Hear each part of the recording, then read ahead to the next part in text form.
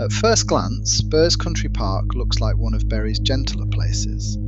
When you walk here today, you hear the rush of the River Irwell, the wind through the trees, and the joyful shouts of families on a weekend stroll. It is a sanctuary of nature in an otherwise bustling town, but beneath the greenery lie the stone bones of a forgotten giant. This ground is soaked in Lancashire's industrial sweat, local folklore, and unimaginable tragedy.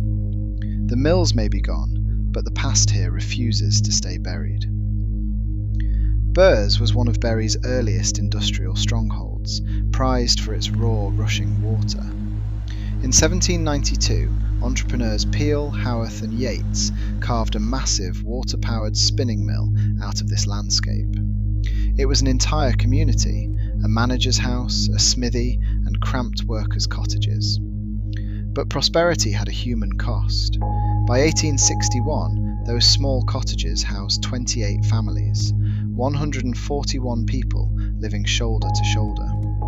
The remains of their communal middens are still visible today. The landscape was constantly reshaped to feed the beast of industry.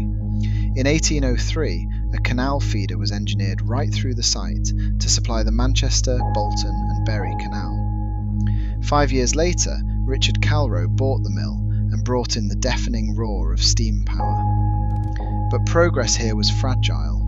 A catastrophic fire devastated the complex in 1829. Then came the cotton famine of the 1860s, triggered by the American Civil War across the Atlantic. Cotton supplies collapsed and the site fractured. Over the next 50 years, Burrs passed from the Yates family to Samuel Rothwell, transitioning from cotton to papermaking and finally to bleaching and dyeing under the Star Bleaching Company. Fires, machinery accidents and disease claimed many lives over those decades, and some say the energy of those difficult years has seeped right into the stone. When the mills finally closed, the site fell into ruin. It wasn't until 1986 that Bury Council took a derelict, shattered wasteland and breathed life back into it, creating the country park we see now. But one building stood through it all, the Brown Cow Pub. Built in 1752, it's the oldest surviving building at Burrs. It started as a farm long before the Industrial Revolution darkened the skies. As night falls over the park and the mist rolls off the Irwell, the shadows outside this pub seem to stretch. Walkers frequently report an eerie, heavy feeling near the old mill goit, unexplained cold spots, the faint metallic clatter of industry on the wind. Then there's the railway. The East Lancashire Heritage Line cuts right through the park. Down the line at Bury Bolton Street Station, staff have repeatedly reported the phantom figure of a man in overalls resting on a bench, a spirit affectionately dubbed Billy the Guard. When the late train whistles through Burrs at night, you have to wonder exactly who or what is riding in the empty carriages. But if you ask the locals, the heaviest atmosphere isn't by the tracks, it is down by the water. And it stems from a documented, heartbreaking piece of history. During the Second World War, the old mill buildings took on a new purpose. They became billets and eventually a hostel for Italian prisoners of war.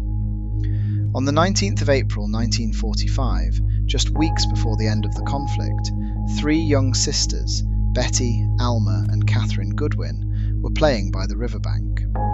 Suddenly, 5-year-old Betty and 10-year-old Catherine slipped into the freezing, violent current. A local man, Albert Poxton, heard the screams. He plunged in and miraculously pulled young Catherine onto his back, fighting the water to safety. But little Betty was still in the river. Also nearby was Santo Verde. He was a 27-year-old Italian prisoner of war captured in Libya. In civilian life, he had been a farmer from Sant'Antimo, near Naples. Without hesitation, Santo threw himself into the Irwell. Santo pushed 5-year-old Betty towards an island in the river, where his fellow prisoner, Corporal Major Pasquale Morocco, pulled her to safety. But the current was too much for Santo. Exhausted from his heroic effort, he was pulled under the deep water. He drowned in 15 feet of water, saving a little girl from a country he was technically at war with. The inquest praised their bravery, and the people of Bury never forgot him. Over 150 locals attended his funeral, weeping for a young man who died a hero, far from his home. For years, locals tended his grave, keeping fresh flowers on the soil, before he was finally moved to rest at the Italian military cemetery in Brookwood, Surrey. Today, Burrs attracts walkers, families and wildlife watchers looking for a quiet stretch of river close to town. It is a place of incredible transformation. And yet, Burrs has not been wiped clean. That is what makes it special. Burrs isn't frightening because of what might be imagined here. It is haunting because of what really happened. The next time you walk the banks of the Irwell, listen to the water, remember the mill workers, and remember Santo Verde, the hero of Burrs. Have a story you'd like to share? Comment below. If you liked today's story, don't forget to like and subscribe.